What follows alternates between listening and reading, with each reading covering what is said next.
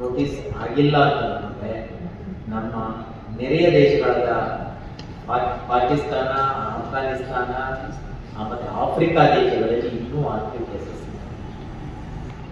ರೀಸೆಂಟಾಗಿ ಒಂದು ಅಫ್ಘಾನಿಸ್ತಾನದಿಂದ ಜರ್ಮನಿಯಲ್ಲಿ ಹೋಗಿ ಸ್ಪ್ರೆಡ್ ಆಗಿದೆ. ಇಲ್ಲಿಂದ ಕೇಸು ಅಲ್ಲಿ ಹೋಗಿ ಹರಿಸಿ ಅಲ್ಲಿ ಪಾಸಿಟಿವ್ ಬಂದಿದೆ. ಇದನ್ನ ಯಾಕೆ ಹೇಳ್ತೀವಿ ಅಂತಂದ್ರೆ, ಅಷ್ಟು ದೂರ ಹೋಗಿರ್ಬೇಕಾದ್ರೆ ನಮ್ಮ ಪಕ್ಕದಲ್ಲೇ ಇರೋವಂಥ ನಮಗೆ ಬಾರ್ಡ್ರನ್ನ ಹಂಚ್ಕೊಳ್ಳೋವಂಥ ದೇಶದಿಂದ ಬರೋದಕ್ಕೆ ಜಾಸ್ತಿ ಅದಕ್ಕೆ ವೈರಸ್ಗೆ ದೂರ ಆಗಲಾರ್ದು ಎನಿ ಟೈಮ್ ಬರ್ಬೋದು. ಅದಕ್ಕೆ ಅದನ್ನು ಪ್ರಿಕಾಷನರಿ ಮೇಜರ್. ಸೊ ಒಂದು ಸರಿ ಪೋಲಿಯೋ ಮುಕ್ತ ಆಗಿದೆ ಅಂತ ಹೇಳ್ಬಿಟ್ಟು ನೆಗ್ಲೆಕ್ಟ್ ಮಾಡಿ ಬಿಟ್ಬಿಟ್ರೆ ಎನಿ ಟೈಮ್ ಬರ್ಬೋದು. ಏನು ಪರ್ಮನೆಂಟಾಗಿ ಇದನ್ನೆಲ್ಲ ಇರುವಂತಲ್ಲ, ಹೊಸ ಮಕ್ಕಳು ಬರ್ತಾರೆ. ವ್ಯಾಕ್ಸಿನೇಷನ್ ಮಾಡಿರೋಂಥ ಮಕ್ಕಳಿಗೆಲ್ಲನೂ ಬರಲ್ಲ, ಸರಿ ಹೊಸ ಮಕ್ಕಳು ಬರ್ತವೆ. ಅದರಲ್ಲಿ ನಾವು ಇಂಟೆನ್ಸಿವ್ ಮಾಡಲಿಲ್ಲ, ಬರೀ ಹಾಸ್ಪಿಟ್ಲಲ್ಲಿ ರೂಟೀನ್ ಇಮ್ಯುನೈಸೇಷನ್ ಮಾಡ್ತೀವಿ ಅಂತಂದರೆ ಯಾವುದೋ ತಪ್ಪೋದಿತ್ತು ಮಗುಗೆ ಪೋಲಿಯೋ ನೀವು ಮತ್ತೆ ತಿರುಗಿ ಮೊದಲ ಕಾಲದಲ್ಲಿ ಹೇಗಿತ್ತು ಆ ಥರ ಆಗಲ್ಲ ಅಂತ ಏನು ಗ್ಯಾರಂಟಿ ಇಲ್ಲ. ಸೊ ಹಂಗಾಗಿ ಪ್ರಿಕಾಷನರಿ ಮೆಜರ್ಸ್ ನಾವು ಕರ್ನಾಟಕದಲ್ಲಿ ಈ 21ನೇ ತಾರೀಕು ಇದೇ ತಿಂಗಳು 21ನೇ ತಾರೀಕಿನಿಂದ 21 ಬೂತ್ ಡೇ ಇರುತ್ತೆ ಎಲ್ಲ ಕಡೆಗೂ ಬೂತ್ ಡೇ. ಆಮೇಲೆ ಬೂತ್ ಡೇ ಆದಮೇಲೆ 3 ಡೇಸ್ 22, 23, 24 3 ದಿವಸ ಯಾವುದಾದ್ರೂ ಮಗು ಉಳಿದೋಗಿದ್ರೆ ಮನೆ ಕವರೇಜು 3 ದಿವಸ ಸಿಟಿನಲ್ಲಿ, 2 ಡೇಸು ಹಳ್ಳಿಯಲ್ಲಿ. 21 ಬೂತ್ ಡೇ ಎಲ್ಲ ಕಡೆ ಇರುತ್ತೆ. 22, 23 2 ದಿವಸ ಕವರ್ ಮಾಡಿರ್ತದೆ. ರೂರಲ್ ಏರಿಯಾದಲ್ಲಿ ಪಾಪ್ಯುಲೇಷನ್ ನಮಗೆಲ್ಲ ಕರೆಕ್ಟಾಗಿ ಗೊತ್ತಿರುತ್ತೆ, ಮತ್ತು ಕಡಿಮೆ ಸ್ಕ್ಯಾಟರ್ಡ್ ಇರುತ್ತೆ. ಸೊ 2 ದಿವಸ ಕೊಟ್ಟಿರುತ್ತೆ. ಇಲ್ಲಿ ಸಿಟಿಗಳಲ್ಲಿ ಡೆನ್ಸ್ ಪಾಪ್ಯುಲೇಷನ್ ಇರುತ್ತೆ, ಸುಮಾರು ಸ್ಲಮ್ಸು ಇದೆಲ್ಲ ಇರೋದ್ರಿಂದ 3 ದಿವಸ ಕೊಟ್ಟಿದ್ದಾರೆ. ಸೊ ಇದನ್ನ ನಮ್ಮದು ಟಾರ್ಗೆಟ್ ಏನು ನಮ್ಮ ಕೋಲಾರ ಜಿಲ್ಲೆಗೆ ಸಂಬಂಧಪಟ್ಟಂತೆ ಅಂದರೆ 1,63,508 ಬಿಲೋ 5 ಇಯರ್ಸ್ 5 ವರ್ಷಕ್ಕಿಂತ ಕಡಿಮೆ ಇರುವಂಥ ಮಕ್ಕಳು 0 to 5 ಇಯರ್ಸ್ 1,63,508 ಮಕ್ಕಳನ್ನ ನಾವು ಕವರ್ ಮಾಡ್ತೀವಿ. ಇದರಲ್ಲಿ ಒಂದು ಸೂಚನೆ ಏನಂತಂದರೆ, ಪ್ರತಿ ವರ್ಷ ಹೇಳಿದ್ರೆ ಎಷ್ಟೇ ಸಾರಿ ಅವರು ಪೋಲಿಯೋ ಡ್ರಾಪ್ಸ್ ತಗೊಂಡಿರ್ತೀವಿ ಮಕ್ಕಳು 0 to 5. ಈವನ್ ಲಾಸ್ಟ್ ವೀಕೆ ಒಂದು ಪೋಲಿಯೋ ಇದರಲ್ಲಿ ನಮ್ಮದು ಡ್ರಾಪ್ಸ್ ಹಾಕ್ಸ್ಕೊಂಡು ಬಂದೆ ಇವ್ರೂ ಸಹ. ಈವನ್ 1 ದಿವಸ 2 ದಿವಸ ಹಿಂದೆ ಅವ್ರು ಪೋಲಿಯೋ ಡ್ರಾಪ್ಸ್ ಹಾಕ್ಕೊಂಡಿದ್ದೀವಿ ಅಂದರೂ ಸಹ ಈ ನ್ಯಾಷನಲ್ ಇಮ್ಯುನೈಸೇಷನ್ ಡೇ ಮತ್ತು ಈ ಅಭಿಯಾನದಲ್ಲಿ ಭಾಗವಹಿಸಬೇಕು. 2 ಹನಿ ಪೋಲಿಯೋ ಡ್ರಾಪ್ಸ್ನ ಸುಮಾರು 97 SP ಮಾಡ್ಕೊಂಡು ಬಂದಿದ್ದೀವಿ ಅಂತಂದರೆ ಜನಗಳಿಗೆ ಮತ್ತೆ ತುಂಬ ಗೊತ್ತಿರಲ್ಲ, ಅವ್ರಿಗೆ ಹೇಳ್ಬೇಕು ಅನ್ನುವಂಥ ಒಂದು ಪರಿಸ್ಥಿತಿ ಮೋಸ್ಟ್ಲಿ ಇರಲಿಕ್ಕಿಲ್ಲ. ಆದರೆ ಇನ್ನೊಂದು ಏನು ಬೇಕು ಅಂತಂದರೆ, ಒಂದು ಪೋಲಿಯೋ ಎಲ್ಲ ಕಡಿಮೆ ಆಗಿದೆ, ಪೋಲಿಯೋ ಮುಕ್ತ ಆಗಿದೆ ಅಂತ ನೆಗ್ಲಿಜೆನ್ಸಿ ಮಾತ್ರ ನಮ್ಮ ಸಾರ್ವಜನಿಕರ ಹತ್ರ ಇಲ್ಲ. ಅದಕ್ಕೋಸ್ಕರ ನನ್ನ ಪ್ರಕಾರ ಫ್ರೆಶ್ ಆಗಿ ಮಾಡ್ತಾ ಇದ್ದೀವಿ ನಾವು. 97ರಲ್ಲಿ ಯಾವ ರೀತಿ ಮಾಡಿದ್ವು ಅದೇ ಹುಮ್ಮಸ್ಸಲ್ಲಿ. ಆಮೇಲೆ ಮೊಬೈಲ್ ಬುಕ್ಸ್ ಅಂತಂದರೆ ಒಂದು ವೆಹಿಕಲ್ ಎತ್ಕೊಂಡು ನಾವು ಹೋಗ್ತಾ ಇರ್ತೀವಿ. ಅಂದರೆ ಎಷ್ಟೇ ಮೊಬೈಲ್ ಇದಿರಲಿ, ಸ್ಟ್ಯಾಟಿಕ್ ಬೂತ್ಸ್ ಇರಲಿ, ಟ್ರಾನ್ಸಿಟ್ ಬೂತ್ ಇರಲಿ ಅಥವಾ ಇದಿರಲಿ, ಕೆಲವು ಬೂತ್ಗಳನ್ನ ಕೊಟ್ಟಿರ್ತೀವಿ. ಅವ್ರ ಕೆಲಸ ಏನಾದರೂ ಬೆಳಗ್ಗೆ ಸಾಯಂಕಾಲವರೆಗೂ ಒಂದು ರಿಸ್ಕ್ ಏರಿಯಾದಲ್ಲಿ ಓಡಾಡ್ತಾರೆ. ಎಲ್ಲಿ ಮಗು ಸಿಕ್ಕಿದ್ರೆ ಅದನ್ನು ನೋಡೋದು, ಆಲ್ರೆಡಿ ಹಾಕ್ಸ್ಕೊಂಡಿದ್ರೆ ಆಗ್ತಿಲ್ಲ, ಮಾರ್ಕಿರುತ್ತೆ. ಸೊ ಇಲ್ಲ ಅಂತ ಅವ್ರಿಗೆ ಆಗಿಲ್ಲ.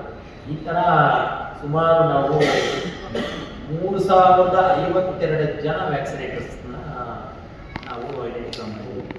2 ಹನಿ ಡ್ರಾಪ್ಸ್ ಹಾಕೋದಕ್ಕೆ 1,63,508 ಕವರ್ ಮಾಡೋದಕ್ಕೆ 3,052 ವ್ಯಾಕ್ಸಿನೇಟರ್ಸ್ ನಾವು ನೇಮಕ ಮಾಡಿದ್ವಿ.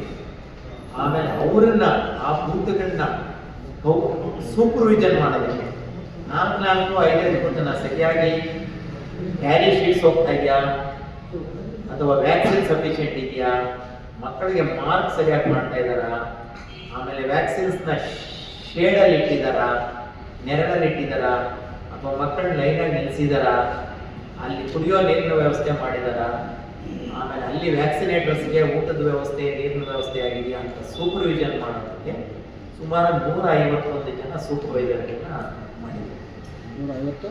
151 ಟೋಟಲ್ 738 ಬೂತ್ಗಳು ಮತ್ತು 7 ಮೊಬೈಲ್ ಬೂತ್ಗಳು ನಾನು ಸೂಪರ್ವೈಸರ್ ಮಾಡೋದಕ್ಕೆ ಸೂಪರ್ವೈಸರ್ಸು ಲಾಜಿಸ್ಟಿಕ್ನ ಅವ್ರಿಗೆ ಕೊಡಬೇಕು.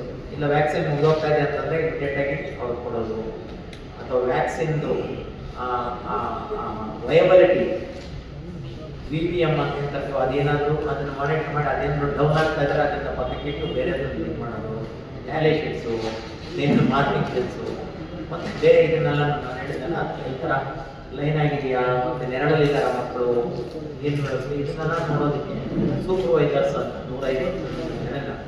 ಅದರಲ್ಲಿ ನಮ್ಮ ಸ್ಟಾಫ್ನ, ಈಗ ಎಕ್ಸಾಂಪಲ್ ನಾನು, ಪ್ರೋಗ್ರಾಮ್ ಆಫೀಸರ್ಸು, THOಗಳು ಇವ್ರನ್ನೆಲ್ಲ ಸೂಪರ್ವೈಸರ್ ಅನ್ನಲ್ಲ, ಅವ್ರ ಮೇಲೆ ನಾವು ಸೂಪರ್ವೈಸರ್ ಮಾಡ್ತೀವಿ. ಅಂದರೆ first level supervisor, second level supervisor ನಾವು ಮಾಡ್ತೀವಿ.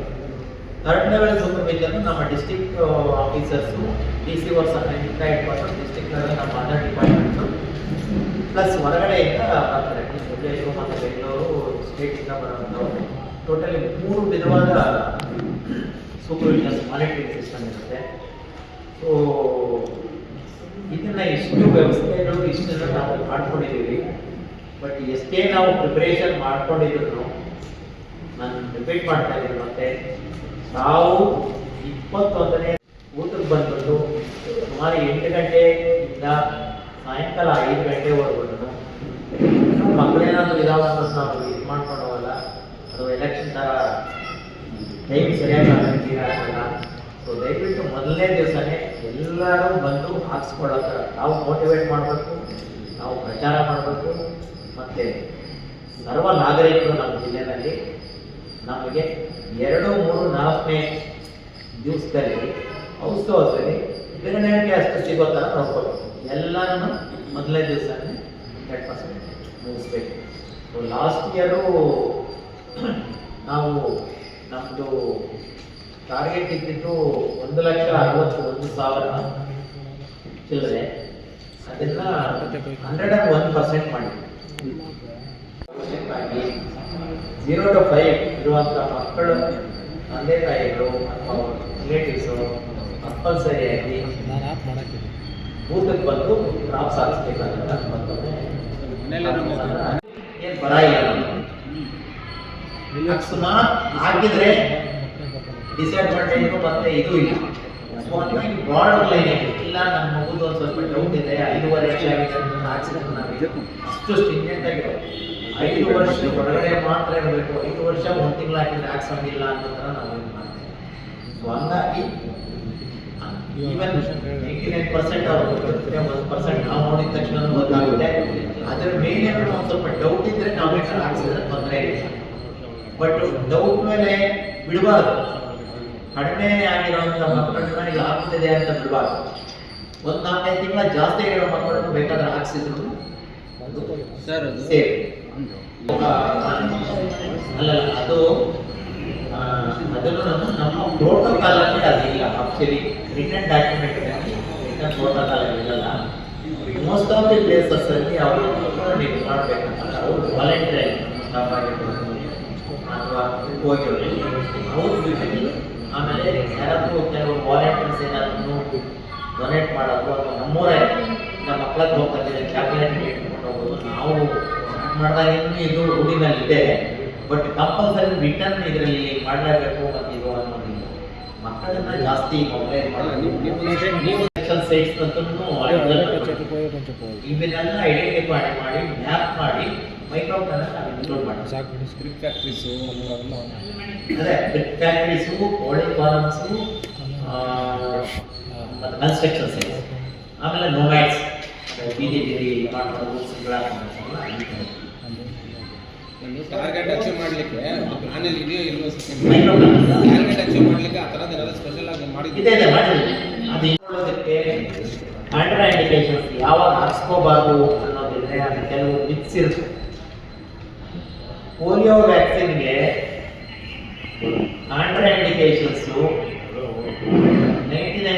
99% ಎಲ್ಲ ಕೇಸಸ್ ಹಾಕ್ಸ್ಕೋಬಹುದು. ಇಮ್ಯುನೋ ಸಪ್ರೆಷನ್ ಅಂತ ಇಮ್ಯುನಿಟಿ ಫುಲ್ ಕಂಪ್ಲೀಟ್ ಆಗಿದೆ ಅಂತ ಯಾವ್ಯಾವ condition, HIV, AIDS, cancers, kidney failures, ಈ ಥರ ಕೇಸಸ್ ಬಿಟ್ಟರೆ, ಅಥವಾ ಲಾಸ್ಟ್ ಟೈಮ್ ನನ್ನ ಪೋಲಿಯೋ ಡ್ರಾಪ್ಸ್ ಹಾಕ್ಕೊಂಡು ಸಿವಿಯರ್ ಅಲರ್ಜಿ ಆಗಿತ್ತು ಅನ್ನೋದು ಬಿಟ್ಟರೆ, ಇವು ಮೂರು ಬಿಟ್ಟರೆ ಬೇರೆ ಯಾರಿಗೂ ಕಾಂಟ್ರಾ ಇಂಡಿಕೇಶನ್ ಇಲ್ಲ. ಎಲ್ರಿಗೂ ಹಾಕ್ಸ್ಬೋದು. ಮೈಲ್ಡ್ ಫೀವರ್ ಇದೆ, ನೆಗಡಿ ಇದೆ, ವಾಂತಿ ಇದೆ, ಹಾಕ್ಸ್ಬೋದು. ಅವರಿಗೆ ಇದ್ರದ್ದು ಇನ್ನೊಂದಿದೆ, ಇನ್ನೊಂದು ವರ್ಷನ್ ಇಂಜೆಕ್ಷನ್ ಹೋಗ್ತೇವೆ. ಈ ವೈರಸ್ ಅಲ್ಲಿ ಓರಲ್ ಪೋಲಿಯೋ ವ್ಯಾಕ್ಸಿನ್ಸ್ ಅಲ್ಲಿ 2 ಟೈಪ್, ಓರಲ್ಲು, ಇಂಜೆಕ್ಟಬಲ್ಸ್, ಇಂಜೆಕ್ಷನ್ ಮುಖಾಂತರ ಮಾಡೋದು. ಏನು ಡಿಫ್ರೆನ್ಸ್ ಅಂತಂದ್ರೆ ವೆರಿ ಇಂಟ್ರೆಸ್ಟಿಂಗ್. ಏನು ಕೇಳಿ, ಓರಲ್ ಅಲ್ಲಿ ಬದುಕಿರೋ ವೈರಸ್, ಓರಲ್ ಅದೇನು ಮಾಡುತ್ತೆ, ಗಟ್ಟಲ್ಲಿ ಹೋದ ತಕ್ಷಣ ಅಲ್ಲಿಂದನೇ ಆಕ್ಷನ್ ಸ್ಟಾರ್ಟ್ ಆಗುತ್ತೆ. ಯೂಶಲಿ ಪೋಲಿಯೋ ವೈರಸ್ಗಳಿಗೂ ಇರುವಂಥ ನಮ್ಮ GIT-ನಲ್ಲಿ ಏನಿರುತ್ತೋ ಅಲ್ಲಿಂದನೇ ಸ್ಟಾರ್ಟ್ ಆಗುತ್ತೆ ಇಮ್ಯುನಿಟಿ, ಬ್ಲಡ್ಗೆ ಹೋಗೋದಕ್ಕೆ ಮೊದಲೇ. ಅದಕ್ಕೆ ನಾವು ಈ ನ್ಯಾಷನಲ್ ಇಮ್ಯುನೈಸೇಷನ್ ಪ್ರೋಗ್ರಾಮ್ಗೆ ನಾವು ಬದುಕಿರೋ ಏನು ಲೈವ್ ಅಟಿನ್ಯೂಯೇಟೆಡ್ ಅಂತ ಬದುಕಿರುತ್ತೆ ಅದನ್ನು ಅಟಿನ್ಯೂಯೇಟ್ ಮಾಡಿರ್ತೀವಿ, ಅಂದರೆ ಸ್ಟೆರೈಲ್ ಮಾಡಿ ಆಕ್ಟಿವಿಟಿ. ಸೊ ಇದು ಅಲರ್ಜಿ ಆದರೆ ಇಂಜೆಕ್ಟಬಲ್ಸಲ್ಲಿ ಡೆಡ್ ವೈರಸ್ ಆಗಿದೆ, ಡೆಡ್ ತಗೊಂಡಿರ್ತೀವಿ, ಅದನ್ನು ಕೊಟ್ಟಾಗ ಅದು ಆಗೋ ಚಾನ್ಸಸ್ ಇದೆ.